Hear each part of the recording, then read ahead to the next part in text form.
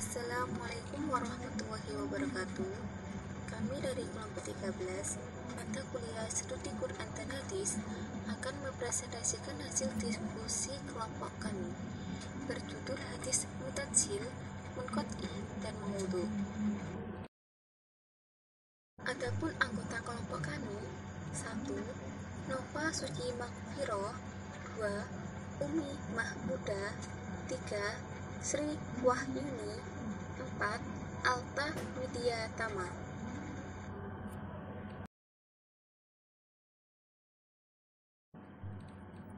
Pengertian hadis mutasil.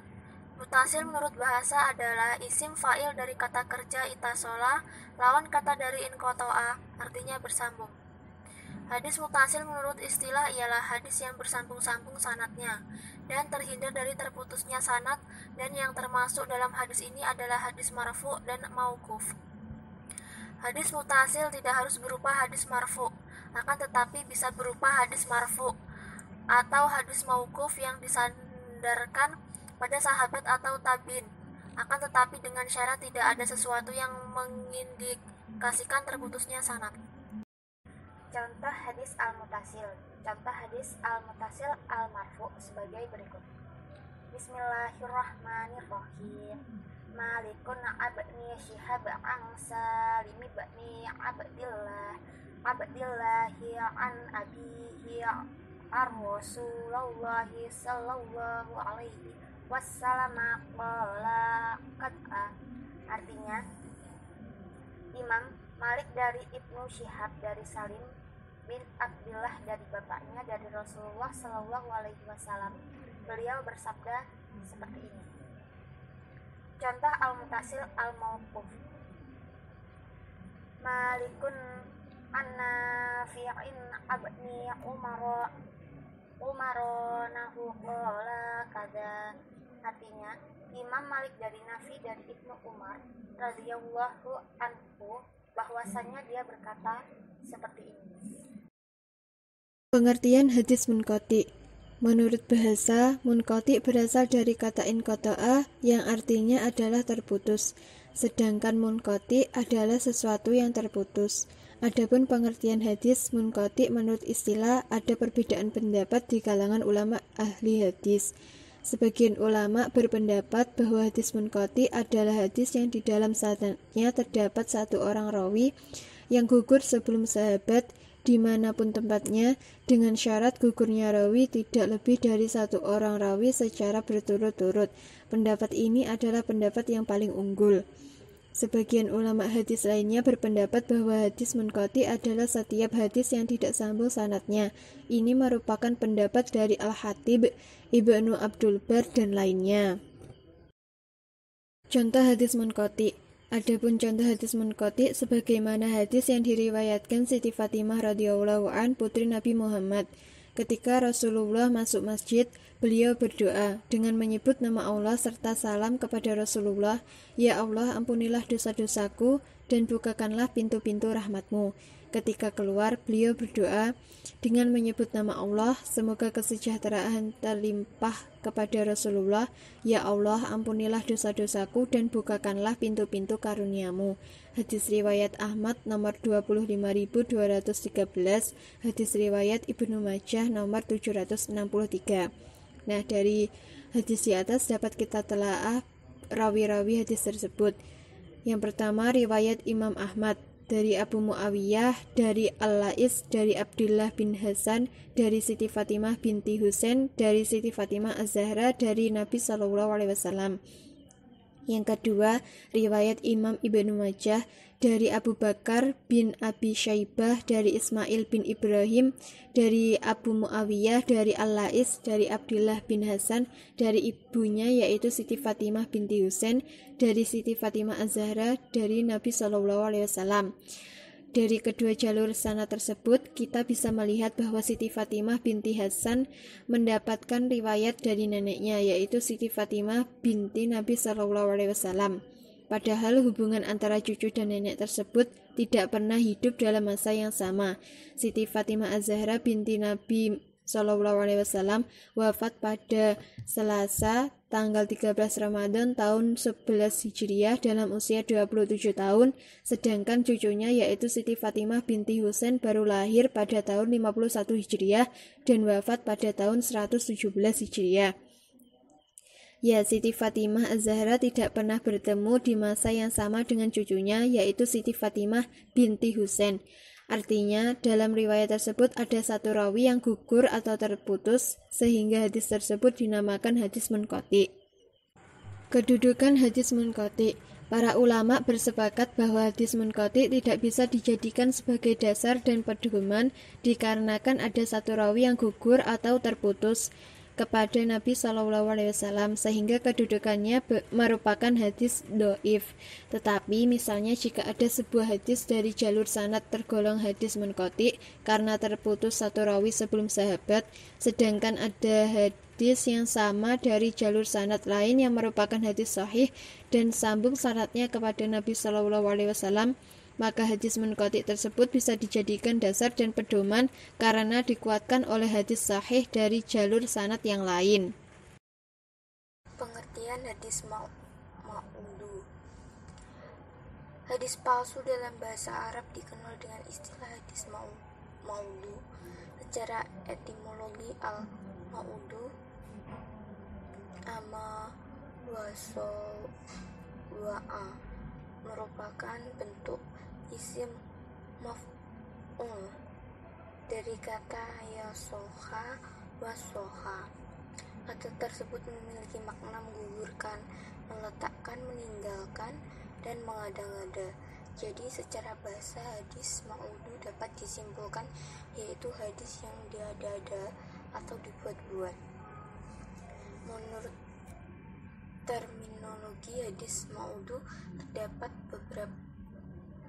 beberapa buku pengertian. Di antaranya menurut Imam Nawawi, definisi hadis ma'udu adalah hadis ma'udu adalah hadis yang direkayasa, dibuat-buat, dan hadis do'if yang paling buruk. Meriwayatkannya adalah haram ketika mengetahui kepalsuannya untuk keperluan apapun kecuali disertai dengan penjelasan. Macam-macam hadis ma'udu. 1. Perkataan itu berasal dari pemalsu yang disadarkan pada Rasulullah SAW. 2. Perkataan itu berasal dari ahli hikmah, orang zuhud atau Israiliyat, dan pemalsu yang menjadikannya hadis. 3. Perkataan itu tidak diinginkan rawinya, melainkan dia hanya keliru.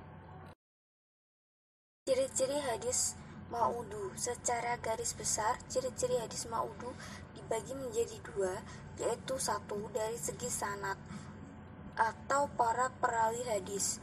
A. Salah satu perawinya adalah seorang pendusta dan hadis itu hanya diriwayatkan oleh dia, serta tidak ada satupun perawi yang thiqah atau terpercaya dan juga meriwayatkannya sehingga riwayatnya dihukumi palsu. B. Pengakuan dari pemalsu hadis seperti pengakuan Abu Ihmah Nuh bin Abi Maryam bahwa ia telah memalsukan hadis-hadis tentang keutamaan Al-Quran, juga pengakuan Abdul Karim bin Abi Auja yang mengaku telah memalsukan 4.000 hadis. C.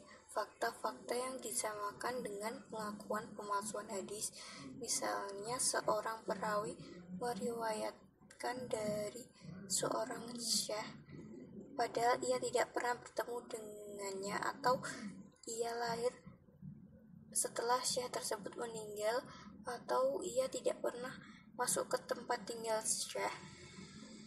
Hal ini dapat diketahui dari sejarah-sejarah hidup mereka dalam kitab-kitab yang khusus membahasnya. D. Mendorong emosi pribadi perawi dan mencurigakan serta ta'assub terhadap suatu golongan. Contohnya seorang Syiah yang fanatik kemudian ia meriwayatkan sebuah hadis yang mencela para sahabat atau mengganggu ahlul bait. Dari segi matan atau isi hadis, tata bahasa dan struktur kalimat jelek, sedangkan Rasulullah SAW adalah seorang yang sangat fasih dalam mengungkapkan kata-kata karena beliau adalah seseorang yang dianugerahi oleh Allah Subhanahu wa taala jawami'ul kalim atau kata pendek yang mengandung arti luas. Isinya rusak karena bertentangan dengan hukum, akal yang pasti, kaidah-kaidah akhlak yang umum, atau bertentangan dengan fakta yang dapat diindera manusia. C. Bertentangan dengan nas Al-Quran, As-Sunnah, atau ijma. Yang pasti hadis tersebut tidak mungkin dibawa pada makna yang benar. Contoh hadis mau'udhu yang maknanya bertentangan dengan Al-Quran ialah hadis wala dizada la yadkhola. Anak zina itu tidak dapat masuk surga sampai 7 turunan. Makna hadis ini bertentangan dengan kandungan ayat Al-Quran wala yazi wazazata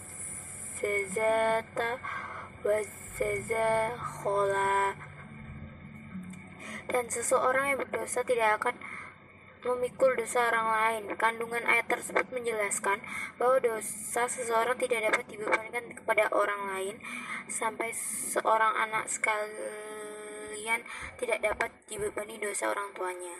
D. Bertentangan dengan fakta sejarah pada zaman Rasulullah SAW, seperti hadis yang mengatakan bahwa Rasulullah SAW menggugurkan kewajiban membayar zizyah atas orang Yahudi Khaybar yang ditulis oleh Muawiyah bin Abi Sufyan yang disaksikan oleh Sa'ad bin Mu'adz. Padahal telah ma'ruf dalam sejarah bahwa jizyah itu belum disyariatkan saat peristiwa perang Khaybar yang terjadi pada tahun 7 Hijriah, karena jizyah baru disyariatkan saat perang Tabuk pada tahun ke-9 Hijriah. Juga Sa'ad bin Mu'adz meninggal dunia ketika perang Khandaq 2 tahun sebelum peristiwa Khaybar, sedangkan Muawiyah baru masuk Islam pada waktu Fatu Makkah yang pada tahun ke-8 Hijriah.